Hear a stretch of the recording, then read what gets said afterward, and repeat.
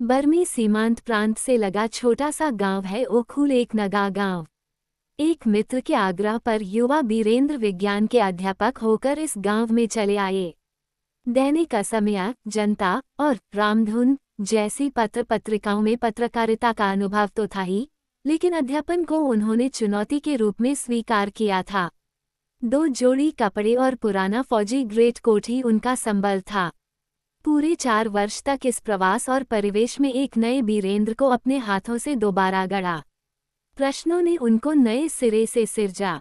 उन दिनों फीजो इस प्रयत्न में लगे थे कि नया युवक पृथकतावादी आंदोलन में सम्मिलित हो जाएं। जापानी सैनिकों द्वारा नगा प्रदेश नागालैंड पर बर्बर आक्रमण और उनके दमन एवं अत्याचार से जूझ रही नगा जाति की तड़प को बीरेंद्र बाबू ने बहुत निकट से देखा। उन्होंने व्यक्तिगत रूप से आंदोलनरत लेकिन असमंजस में पड़े युवकों को भारतीय राष्ट्रीयता की मुख्य धारा में बनाए रखा। उन्होंने भारतीय संस्कृति की विशालता और जातिगत वैविध्य की अनुभूति से अपने अनुभव को समृद्ध किया और प्रजा का राज यारुइंगम में अपना विचार इस प्रकार व्यक्त किया। टांगखुल नगा जाति के बीच निवास करने के दौरान मैंने उनके विचित्र जीवन के अंतरंग प्रकोष्ठ में प्रवेश करने का यत्न किया था। एक कथा सर्जक और कवि दृष्टि से जहाँ तक संभव है, मैंने उन लोगों के अंतर्जगत में गहराई से झांकने की कोशिश की। मेरे लिए ये कार्य ऐसी चट्टान साबित हुई जिसे पूरी ताकत लगाकर भी तिल भर हिलाना मुश्किल था। मगर मन को तो जैसे किसी ने मोह लिया था। यह कोई आदिम भाव या मोह नहीं था, फिर भी न जाने क्यों उसी भाव के भीतर से मैंने अभिनव मानव जीवन के ऐसे कुछ उपादानों को पाया था जिन्हें हम ढूंढते रहते हैं। भिन्न परिवेश में पहुंचने पर जीवन के प्रश्न और प्रसंग बदल जाते हैं, लेकिन जीवन की सार्थकता से जुड़े रहने वाले मूल प्रश्न बराबर बने रहते हैं, जो सर्जक मन को भटकाते रहते हैं। निवेदन। यारुइंगम प्रजा का राज उपन्यास लिखकर समाप्त किए हुए आज लगभग 3 वर्ष हो गए। काफी दिनों बाद अब जाकर यह रचना प्रकाशित हो पा रही है। देर के कारणों की चर्चा करना अनावश्यक है। इस उपन्यास के चरित्र पूरी तरह से काल्पनिक हैं। उनके भाव, भाषा, कथोपकथन, नाम और उनकी विचरण स्थली सभी कुछ मेरे मन की सृष्टि है। टांगखुल नगा प्रदेश में निवास करते समय मैंने उन लोगों के विचित्र जीवन के अंदर प्रकोष्ठ में प्रवेश करने का प्रयत्न किया था। जहाँ तक काव्य दृष्टि जा सकती है, मैंने उन लोगों के अंतर्जगत में वहाँ तक की गहराई से देखने का प्रयास किया था। परंतु सच ये कि वह कार्य मेरे लिए ऐसी चट्टान साबित हुआ जिसे बल लगाकर भी हिलाया न जा सके, मगर मन को तो जैसे किसी ने मोह लिया था। यह आदिमता का मोह नहीं था, फिर भी जाने क्यों उसी आदिमता के भीतर मैंने मानव जीवन के ऐसे कुछ उपादानों को देखा था जिन्हें हम ढूंढते रहते हैं। भिन्न प्रकार के परिवेश में पहुंचने पर जीवन के भिन्न रूप सामने आ जाते हैं। ऐसे समय में हम जीवन को अधिक व्यापक, विशाल और ऐतिहासिक रूप में अनुभव कर सकते हैं। नगा लोग भी मनुष्य हैं, परंतु कुछ विशेष किस्म के मनुष्य हैं वे। उन लोगों के हृदय के ऊपर जो लौह कवच पड़ा है, उसके अंतराल में सनातन मानवता का अपूर्व रूप कुसुम खिला हुआ है। उसकी सुगंध मन को मतवाला बना देती है, सौंदर्य चित्त को चुरा लेता है, सत्य वीनस की मूर्ति के रूप में हमारे समक्ष साकार हो उठता है। अपनी इस रचना में मैंने उन्हीं रमणीय तत्वों को कुछ आभा देने का प्रयत्न किया है। इसमें कहाँ तक सफल हो सका हूँ, कह नहीं सकता। इसका नामकरण करते समय नाना प्रकार के द्वंद्वों दुविधाओं से होकर गुजरना पड़ा है। पहले के जिन नामों को छोड़ दिया गया था, वे अब मन को परेशान नहीं करते, परंतु एक एक नाम को मन की डलिया से निकाल फेंकने में कितना तनाव भुगतना होता है, इसे नाम खोजने ढूंढने वाले और नामकरण करने वाले ही जानते हैं। नवजात शिशु का नामकरण करने की भांति ही नई रचना का नामकरण करना भी बड़ा कठिन होता है। यारुइंगम टांगखुल नगा भाषा का शब्द है। किसी नगा गृहस्थ के मकान के सामने एक विशेष प्रकार का छतनार वृक्ष लगा हुआ दिखाई पड़ता है, जो उस घर की अवस्था का सूचक होता है। मैंने अपने इस उपन्यास के मुख्य द्वार पर यारुइंगम शब्द को रोप दिया है, जो इस उपन्यास के विशेष परिवेश की जानकारी प्रदान करेगा। इस रचना को लिखते समय और लिख चुकने के बाद भी छुई मुई लाजवंती लता की भांति छूने भर से मुरझाए मन को मेरे कुछ एक मित्रों ने उत्साह से सींचकर उसे बराबर उत्फुल्ला बनाए रखा था। उन लोगों के प्रति मेरी सीमातीत कृतज्ञता अर्पित है। जिस समय जिस वस्तु की आवश्यकता हो उस समय उस वस्तु का दान दे सकने की क्षमता सबकी नहीं होती। उसके लिए तो पर्याप्त त्याग की आवश्यकता होती है। जो इस रूप में दे सकता है उसका दान साधारण होने पर भी चिरस्मरणीय होता है। इस तरह की वस्तु मैं अपने इष्ट मित्रों में सदा पाता आया हूँ और आशा करता हूँ कि आगे भी पाऊंगा। मैं क्यों लिखता हूँ? लिखने के लिए क्या सचमुच मेरे पास कुछ है? किसके लिए लिखता हूँ? ऐसे कुछ प्रश्न मेरी लेखनी को कभी कभी कपा डालते हैं। हालांकि इस तथ्य को मैं स्वीकार करता हूँ कि लिखने के लिए सचमुच ही किसी प्रयोजन का अनुभव मैं सदैव करता आया हूँ, परंतु लगता है कि अंतर के सत्य को सुंदर रूप प्रदान कर बहिर्जगत के समक्ष प्रस्तुत कर पाने में जैसे अभी भी मैं सक्षम नहीं हो पाया, ऐसी अनुभूति से अक्षमता की भावना मन को आर्द्र कर देती है और तब मैं असहाय सा अनुभव करता हूँ। परंतु साथ ही साथ जिन लोगों के लिए लिखता हूँ उन लोगों के प्रेम, उनकी दया पाने के लिए मन फिर आतुर हो उठता है। जब उन लोगों की प्रतिक्रिया जान सकूंगा तभी मैं समझेंगा कि सत्य को सुंदर बना पाने की शक्ति मुझमें कितनी है। अभी तो ऐसा महसूस होता है जैसे वो शक्ति मुझमें है ही नहीं।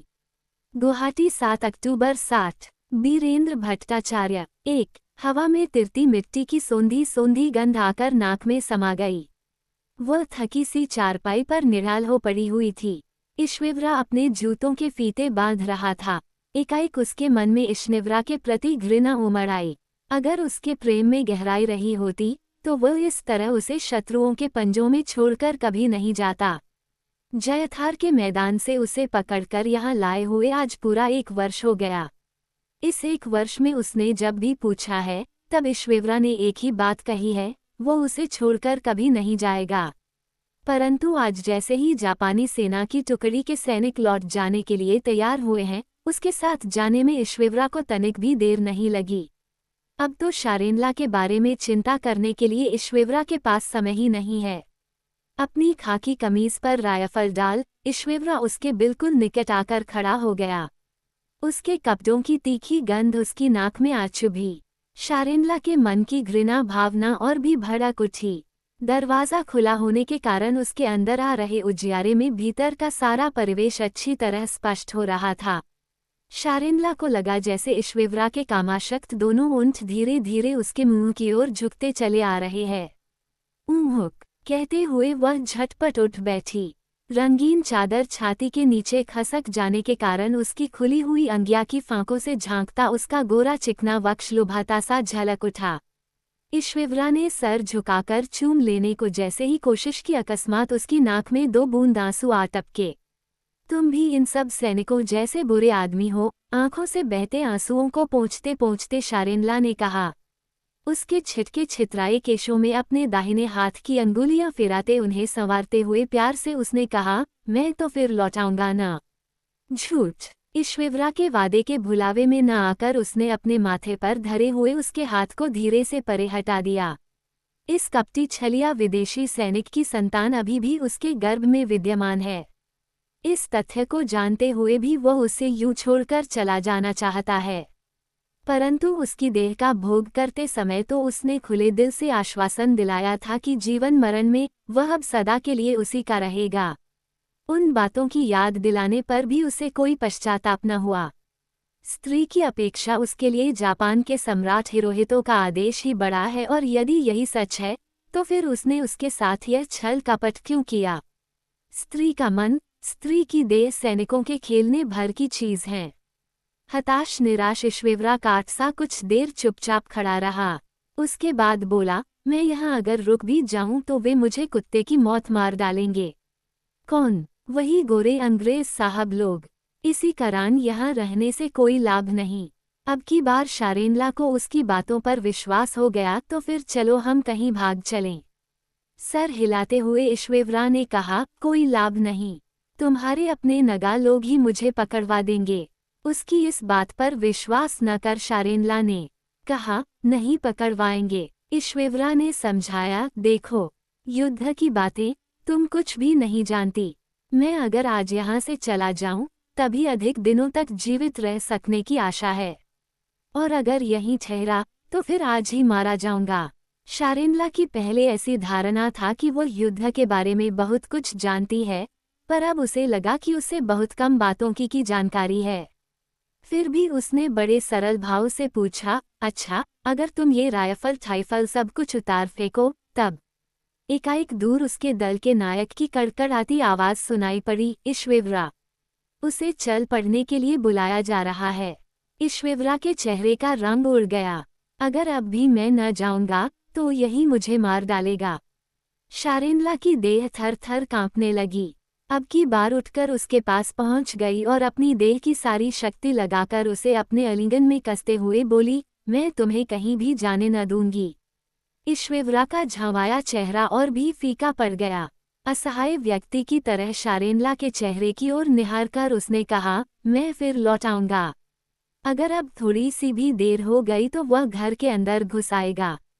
शारेंला के दोनों हाथ ढीले पड़ते पड़ते अंततः उसके शरीर पर से धीरे धीरे अलग हो गए, मानो सारी धरती निरर्थक सूनेपन से भर गई हो। अपने आप को किसी तरह संभालकर ईश्वेवरा ने उसके छरहरे बदन को बड़ी कोमलता से अपनी देह से चिपका लिया। शारेंला की छाती उसकी छाती से आ लगी। कुछ क्षणों के लिए उसके हृदय की सारी विकलता, सारे हाहाकार उसके धधकते हृदय में पड़कर जैसे छार खार हो गए। तभी कहीं पर एक हारी पक्षी हरे रंग का कबूतर हाइठा अपनी गुड्डुक गुड़ आवाज में पुकार उठा। घर के एक कोने में सुअर के बच्चे भूख से विकल हो चीखने लगे। बाहर के देवदारूवन की ओर से सनसनाती तीखी बयार का एक हिलकोरा घर के अंदर आ घुसा और उसी अवस्था में ठिठुरा गया। ईश्वेवरा ने अपने आप को बिल्कुल अकेला सा अनुभव किया। शारेंला जमी हुई बर्फ सी उसकी छाती से चिपकी रही। काल और चराचर ब्रह्मांड जैसे एकाएक निश्चल हो गए हों। बाहर अकेले खड़े भोज वृक्ष से बड़ी तेज हवा का झोंका आया। हवा के झोंके की सनसनाहट में एक करुण आवाज आकर ईश्वेवरा के कानों में पड़ी। उसने शारेंला को अपने बाहुबंधन से छोड़ दिया और अचकचाकर बाहर की ओर देखा। तभी उसका विश्वासपात्र कुत्ता आबेई भौंकता हुआ आ पहुंचा। आते ही उसने अपने अगले पैरों के पंजों से उसके बूट को खरोंचते हुए उसे मुंह की ओर देख देखकर चिरौरी भरे सुर में कुछ कहना चाहा। ईश्वेवरा के मन में तत्परता लौट आई। आबेई की ओर बड़े ध्यान से देखते हुए शारेंला की ओर देखे बिना ही उसने कहा, अब मैं यहाँ क्षण भर भी नहीं ठहर सकता, वे बसा ही पहुँचे हैं। कौन है वे? ईश्वेवरा के संग सुख में आत्मविभोर शारेंला ने बात के संकेत को न समझ पाने के कारण पूछा।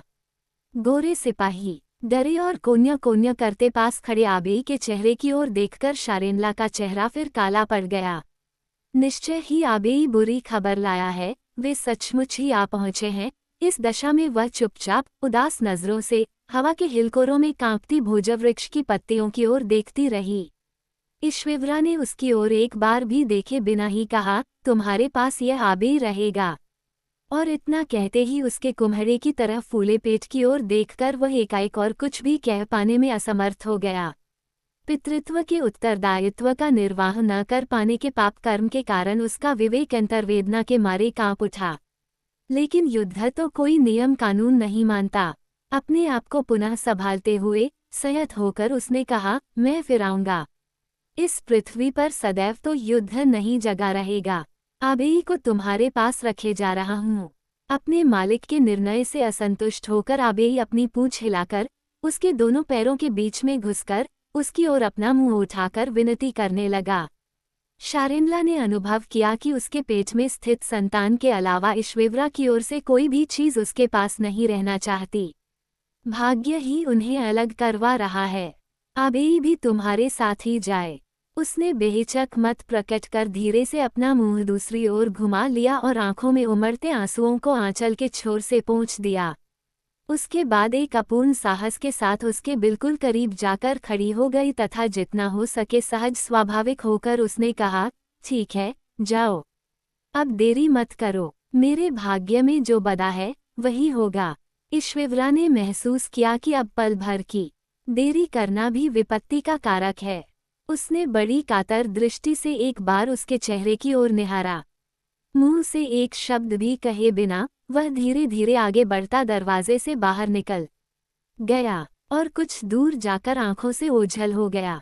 एक अपूर्व सहनशीलता से अपने आप को संभाल कर शारेनला ने दरवाजे की ओर देखे बिना ही चूल्हे की बुझी आग और साग सब्जियों से भरा हुआ कनस्तर चूल्हे की आग पर चढ़ा दिया। थोड़ी देर बाद ही भात के दाने एवं सब्जियां वगैरह उबलने लगे।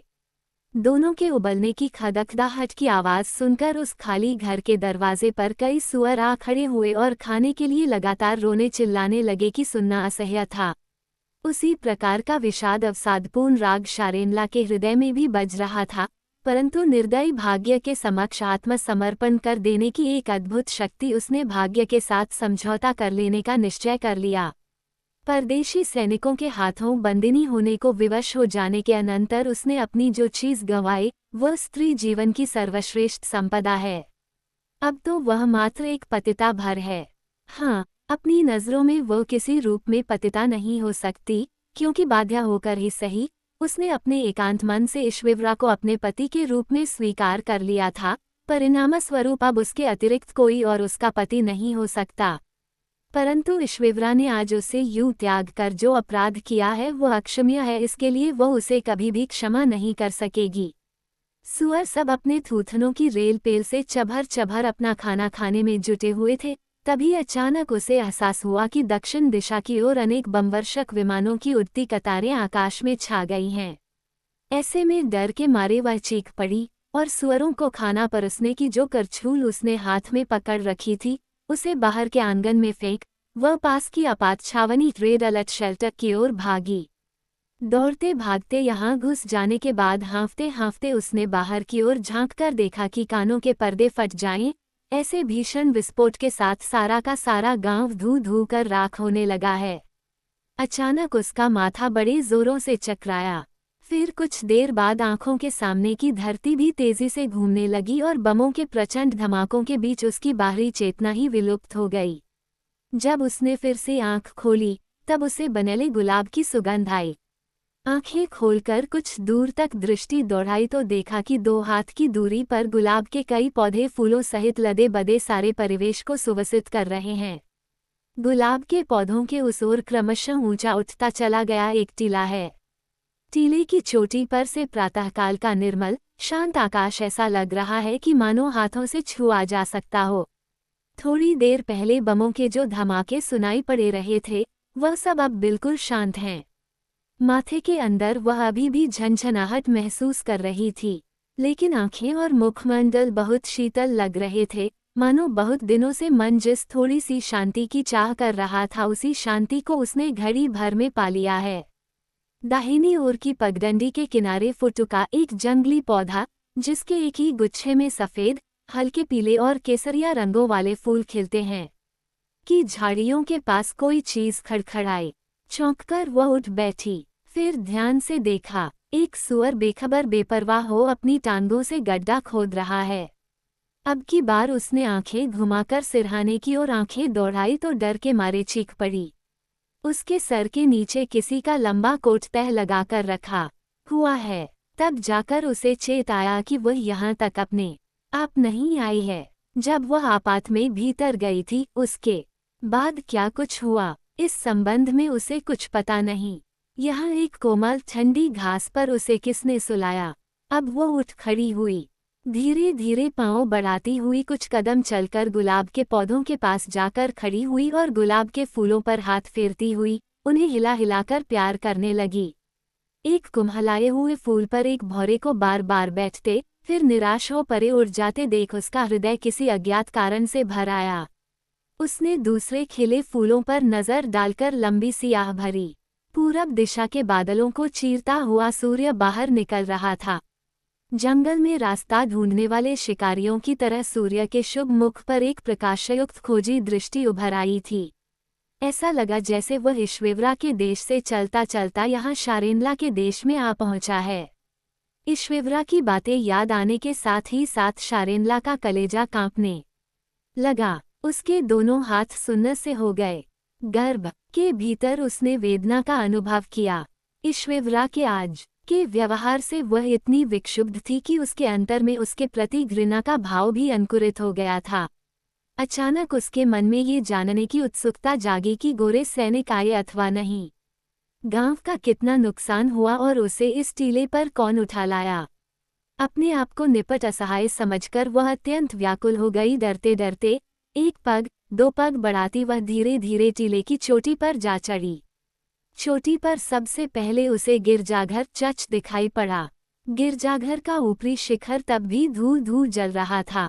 आज पूरे 1 वर्ष के बाद गिरजाघर पर उसकी दृष्टि पड़ी।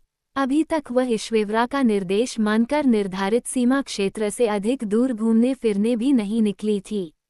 आज जल जलकर राख होते गिरजाघर की ओर देखकर उसका हृदय टूक टूक हो गया।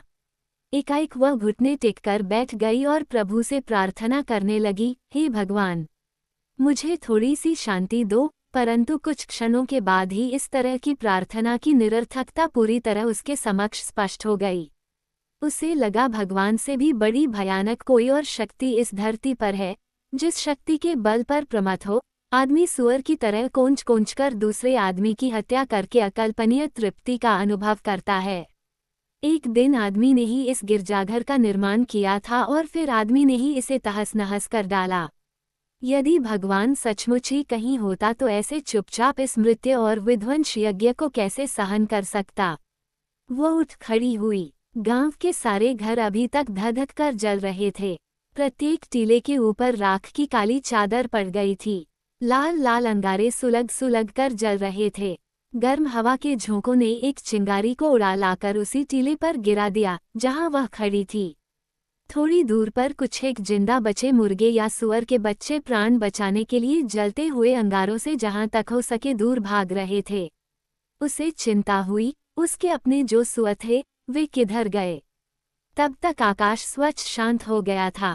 आसमान में कहीं बादल नहीं थे। उसने मुंह घुमाकर दक्षिण दिशा की ओर देखा।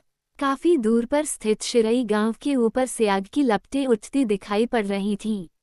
उनके अपने टान खुल। गांव का तो संभवतः अब कुछ भी नहीं बचा होगा। कितने सारे लोग निराश्रय हो गए, इसका कोई ठिकाना नहीं। अचानक ही कुछ लोगों की बातचीत सुनकर उसने टीले से नीचे की ओर मुड़कर देखा। नाजेक, गठिंकू और रुशवांग उसी की ओर देख देखकर कुछ विचार विमर्श कर रहे हैं। पिछले 1 वर्ष उसने अपने गांव के किसी भी आदमी का चेहरा तक नहीं देखा था। वे लोग जंगल के भीतर कहीं घर बनावा कर रह रहे हैं, ऐसा उसने सुना था, परंतु कभी उन लोगों से मिलने का मौका उसे नहीं मिला था। अब क्या वे लोग उसे पहले की तरह ही अपनाएंगे? युद्ध के पहले गांव के लोग उसे गांव का गुलाब कहकर छेड़ते थे, परंतु आज तो वह एक मुरझाया हुआ फूल भर रह गई है। जापानी सैनिक ने उसकी देह को कलुषित कर दिया है। इस कलंक के बाद अब वह गांव की उन्मुक्त किशोर बेटी बनी नहीं रह सकती। अब तो वह कलंकिनी है, पतिता है। हे भगवान, इस तरह का निरर्थक जीवन जीने से पहले ही बमों की चपेट में आकर उसके प्राण क्यों नहीं चले गए। उसके वहां रहते ही नाजेक और गांठिंकू दोनों रिश्वांग के साथ विचार विमर्श समाप्त कर जिधर से आए थे उसी रास्ते से लौट गए। झाड़ी के पास रखे लंबे कोट को पहनकर कंधे पर राइफल लिए धीरे धीरे टीले पर चढ़ता हुआ रिश्वांग उसके पास आ गया। रिश्वांग के सर के बाल ललछौहे हो गए थे। दोनों आंखें बत्तख के मटमैले अंडों की तरह पीली पीली सी लग रही थीं। उसके दोनों गालों की हड्डियां उभर आने के कारण उसके यौवन का रूप भी कुछ कुम्हला गया था। राइफल पकड़ने वाले दाहिने हाथ की चमड़ी की पहले की कोमलता समाप्त हो गई थी। निकट आते ही उसने 2 बार खखारा, फिर शारेनला को सर से लेकर पांव तक बड़े गौर से देखा।